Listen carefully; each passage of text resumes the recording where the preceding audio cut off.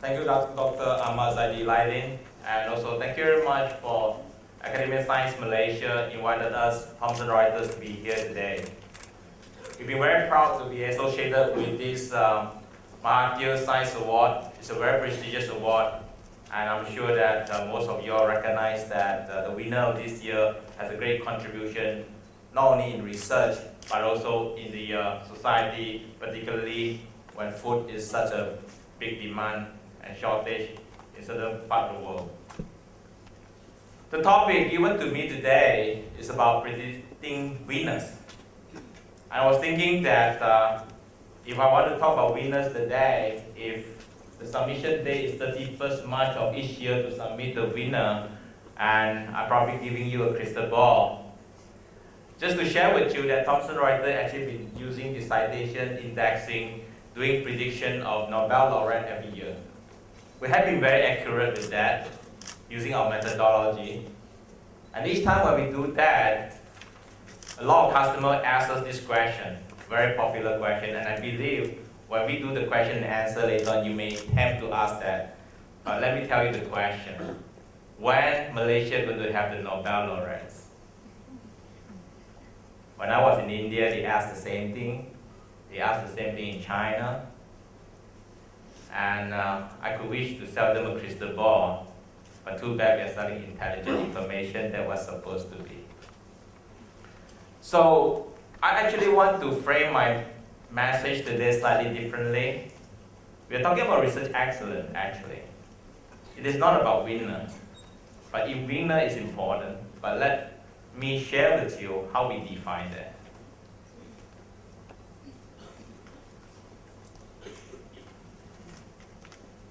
So I would like to touch on three topics really quickly in the next 30 minutes. Firstly, since we are in Malaysia, in ASEAN, and we also want to closely relate to what the Mahathir Science Award about, because it's all about tropical research. So we want to be sure that we can associate that closely. Then I would like to touch a little bit on how Malaysia performed in research. Some of the slides you may find it provocative, but I want to share with you a very objective information so that you know how you position and how you excel in your research. Of course, I will touch on the Nobel laureate prediction methodology, and that I'll call it the world-class research excellence. And lastly, I think people would like to know, especially with a lot of research students here, you're thinking why you are here today, because you're inspired to be a top world-class researcher. And my hope is that I can help you a little bit with that today. So students, you're my important audience. So I'll touch a little bit on the Malaysia performance. Some of you may get a bit upset with the numbers, but don't worry, I'll tell you what. So if you look at the research performance of ASEAN countries, that's pretty interesting that since 1981, it's been pretty flat in terms of research output. When we talk about research output, I mean publication. As most of you know that researchers, you publish, you make known of your knowledge.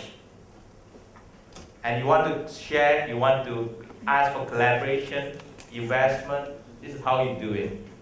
But there's not a lot of investment in the early days, but since later on, about 1989, 1990, you see the scouts starting out a lot from Singapore, Malaysia, Thailand, primarily these three countries for ASEAN.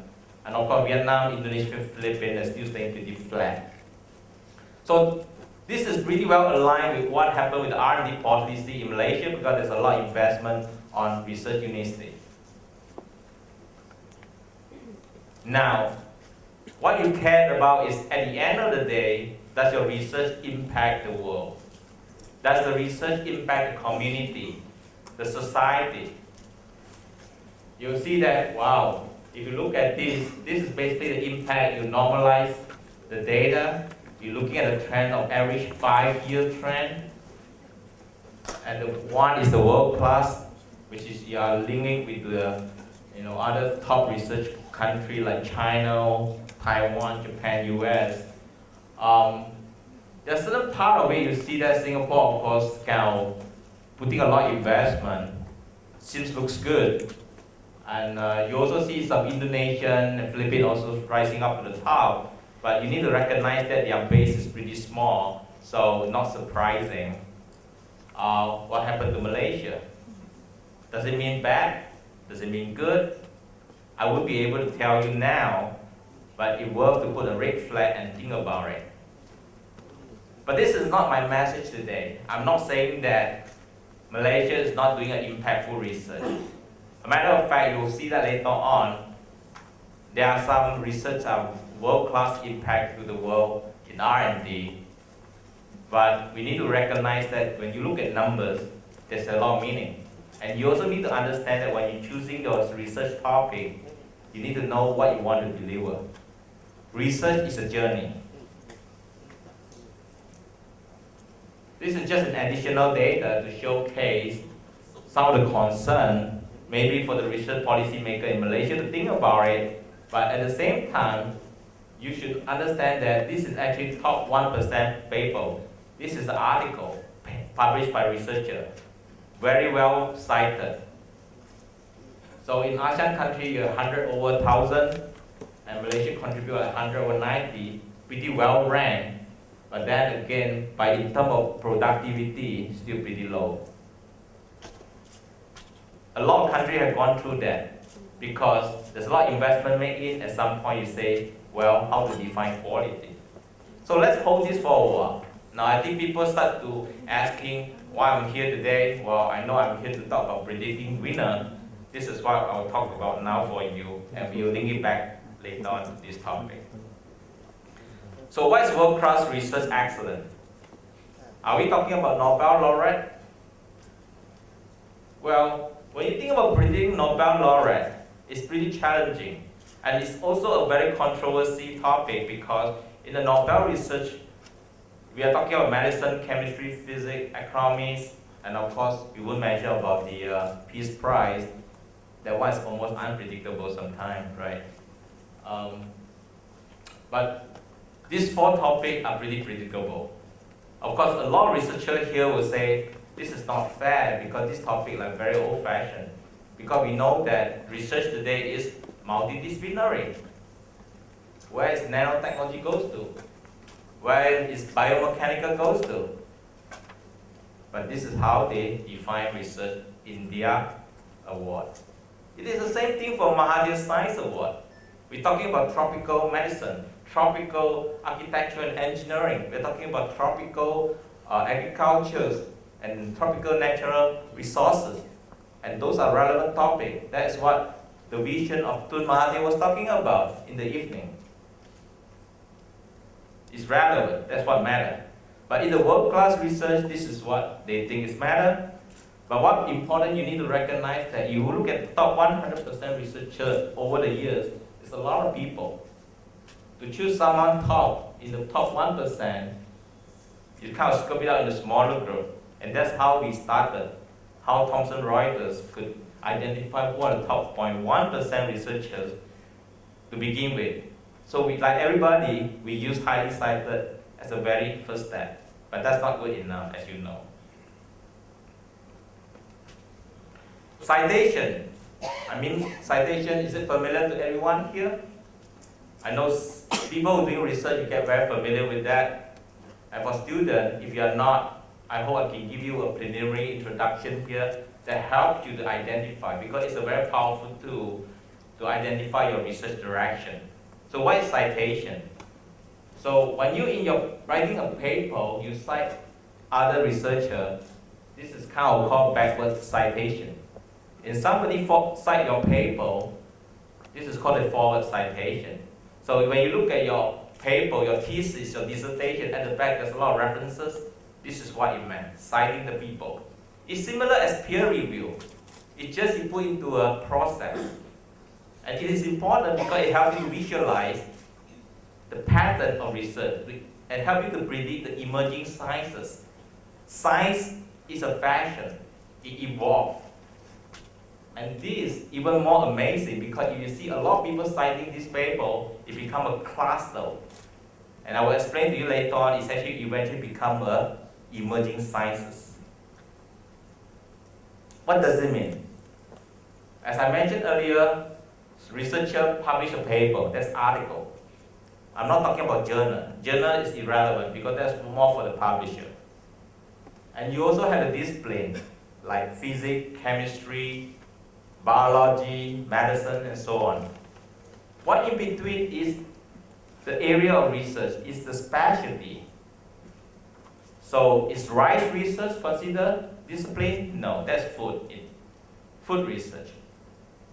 But of course, when Professor Yuan write a paper, that's the paper document. But his area of research, hybrid rice, is a unique discipline, a specialty. Nanotechnology never existed years ago. It's a multidisciplinary. Today, nanotechnology is independent. Same for material science, it used to call metallurgy, ceramic, and polymer. That is what we are searching, because this helps you to identify where you should focus. Oh, I say thank you already. That's too quick, right? Let me move back a little bit here. Don't worry with it. Okay. Keep pressing the wrong button. So if you look at this further step, there's one way to define research direction. This is what we call co-citation. What do you mean by co-citation? So if someone publishes a paper, A and B, and they could be two different things. Let me hypothetically, this is paper A is about rice. Let's say this paper B is about chemistry. So you're wondering why this guy doing a research requires information about rice and chemistry. If you see a lot more picture here, you'll find that it's interestingly, if you put them together, it's actually naturally evolved into a multidisciplinary science. Something new, something pioneering, potentially a breakthrough. Only citation can tell you this visual. In the peer review environment, you can't because it becomes opinions. So this is a methodology basically help us to predict Nobel laureate. The fundamental. Don't worry with the detail, but this is basically to tell the journey of research. So somebody have a breakthrough, it evolved with citation, referencing, and over the decades, people are looking at it, it becomes a research change. Tracking back, we want to identify which one is impactful. So if you do the same with Professor Yuan research, you probably see exactly the same pattern because it's influential. This is what we call impact. Let me take one example here to illustrate, then you can better understand what I mean so far. I'm sure most of you are familiar with ozone layer. The earlier breakthrough about ozone research is back in the year of 1974, when these two gentlemen, Molina and Rowland, discovered that CFC is actually can destroy ozone layer. It's pretty long ago, 1974. Actually, not many people paid attention at that time, but there's a lot of research going on. And subsequently, when Cruzen discovered that there's a mechanism to explain the whole effect, and partly it's contributed by nitric acid-induced air for the ozone layer. So forget about the whole science thing. But what I'm telling you is that in the research world, there's such thing called big science and small science. It actually came from a book called Big Science, Little Science. And be careful here, does it mean good or bad for big or bad small science?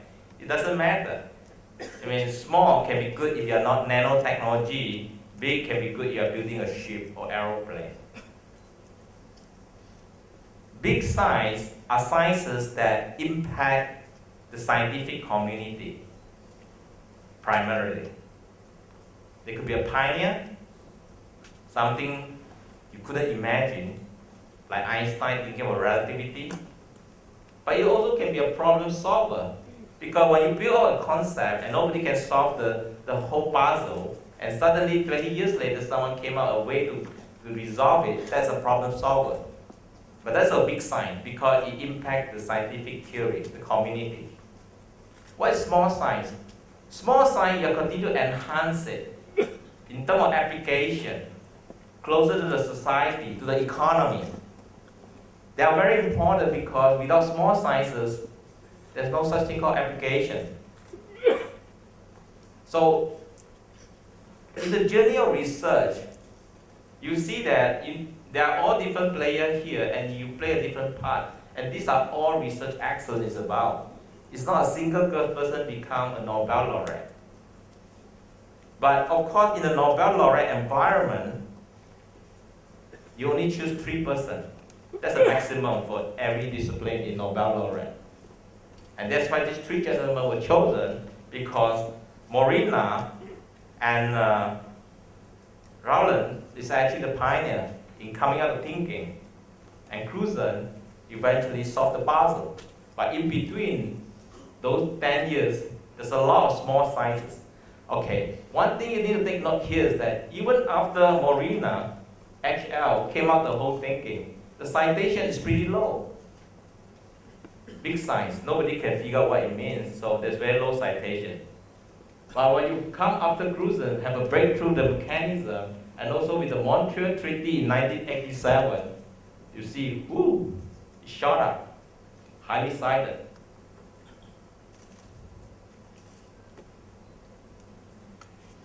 This explains to you that why it's so difficult to so-called identify the real winner.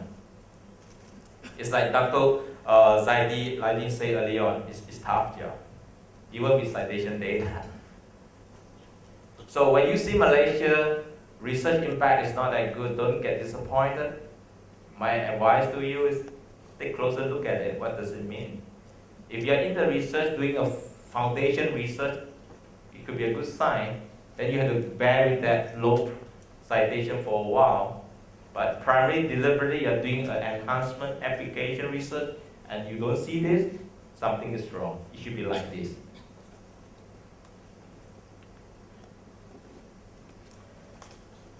There's no short of a good scientist in every part of the world, including Malaysia.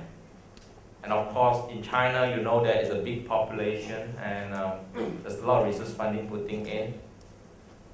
Just like in Singapore, they want to make sure they're not a tiny grey dot, they want to be a tiny red dot, so they put a lot of money in there.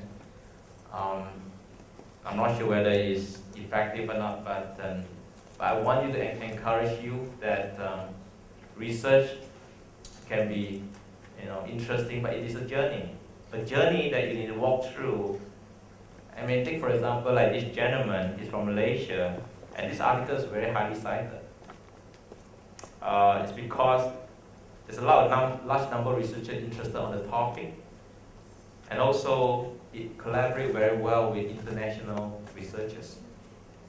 And we actually know that in Malaysia there's a lot of collaboration with China, India, and Japan, which is very exciting. The same for the researcher. And this is something that you need to realize, that research is not to complicate the matter. It is multidisciplinary, no doubt about that. But sometimes you have to make it simple to understand. Multidisciplinary means you're inviting your other research fellows to know what you're doing. Science and physics people don't talk to each other sometimes. I mean, I used to have friends that the chemist, the husband is a chemist and the wife is a physicist. I was wondering how they get along well. But they do. But that's not what I meant by multidisciplinary. What we meant here is that use simple language, even in sciences. And of course, reach out. Researcher is like marketing. You have to reach out. Share with your thought. There's also, I kind of want to show you this slide, that although you compare Malaysia and Thailand a little bit, and there are also other reasons that why certain research direction, you tend to create more citation number. So if you look at Thailand, it's very unique because Thailand is a country that they're actually doing a lot of clinical trial. And as a result, they actually have a lot of people in clinical trial, and that's because of the investment from foreign countries. Not every country take that approach. So a research policy driven by the government is important because it has impact on the result. This is particularly a message to people who are obsessive with citation number. I really urge you, be very careful. I try to understand what is the reason behind that, you know why you changed the number. So my last slide here, basically, I think it is still possible to predict the winner, but it's not always a single winner. Research is a journey. Everyone contributes to that research. And recognize where you are, use some of these metrics appropriately, understand your direction, choose your topic wisely. For students who want to make into a research as your career, look at the right topic. And doesn't matter whether you're playing a part in big science or small science, because they are all important. It is not, at some point it is almost like Olympic game. Probably Dr. Lee Chun-wei would agree with me and say, getting a gold medal in Olympics is not important. But I think to be excel in anything you're doing is important, but it's not the winner prize you're looking at. And we continue involved in the prediction because we want to encourage research excellence. We want to share with people that there's a proper methodology to get it right, but the output is not important. It's really what you have gone through and learned in the process that matter. Thank you very much.